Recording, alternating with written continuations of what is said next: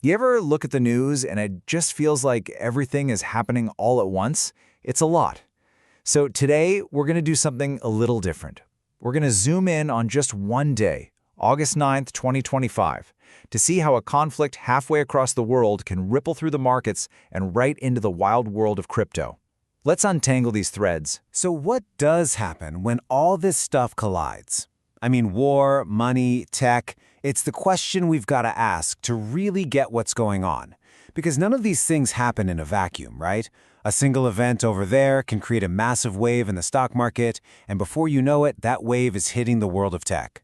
Let's dive into that first story. All right, first up, let's talk about the human side of all this. We're looking at two huge global conflicts, two places where right now everything is on the line. And what's wild is that we're seeing two completely different situations play out. On one hand, you've got Gaza, where the humanitarian crisis is just getting worse and worse. And on the other, you have Ukraine, where we're hearing talk of the conflict becoming frozen. A stalemate, not a solution. Let's start with a number that's just devastating. 11.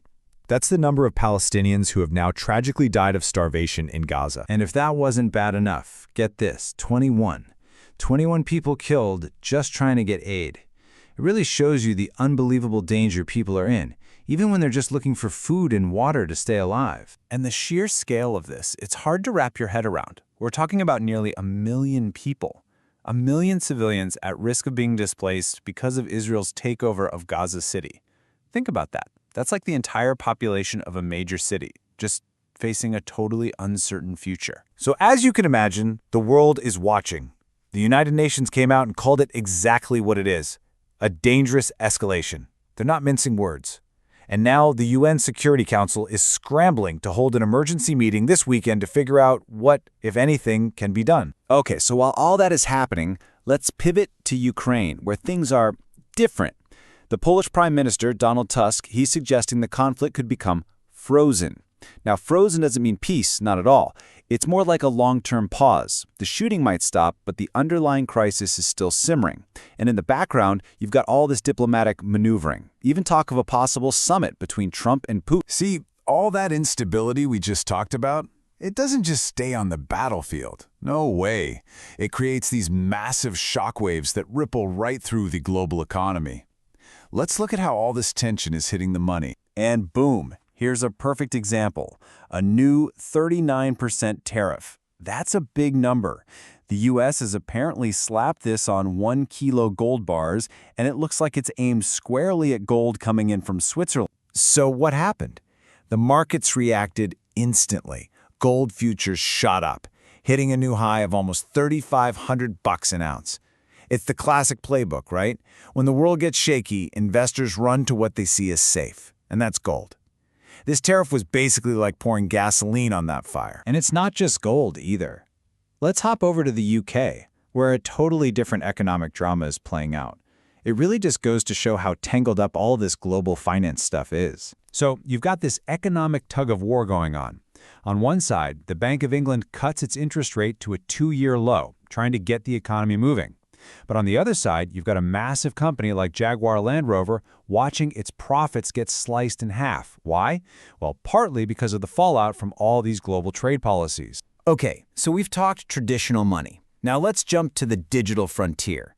Because while the old guard is running to gold, there's a whole other world of finance that's making a serious play for the big time. And this is huge. There's a crypto firm, World Liberty Financial, and they're planning to list on the Nasdaq.